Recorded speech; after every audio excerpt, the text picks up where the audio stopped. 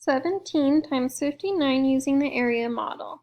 First, make sure you drew your box correctly. Then we're going to break apart our numbers into expanded form. That is 10 plus 7, 50 plus 9. Trace with your fingers. We're going to bring our numbers down. We're going to bring our 7 down. And our side numbers will go over.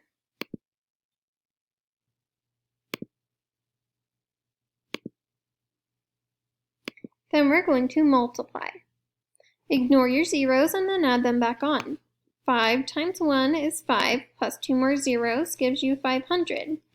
7 plus 5 is 35, plus 1 more zero gives you 350. 9, you could either go 9 times 1, add on your 0, or just go 9 times 10 is 90.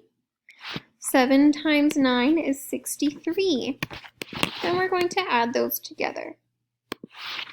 Make sure you line up your place values and you write neatly enough that you can read your own handwriting. Then we're going to add them up. So we have 3 plus 0 plus 0 is 3. We'll go 6 plus 9 plus 5 is 20. We carry our 2, bring down our 0. 5, 6, 7, 8, 9, 10. We have our 10, giving us 1003.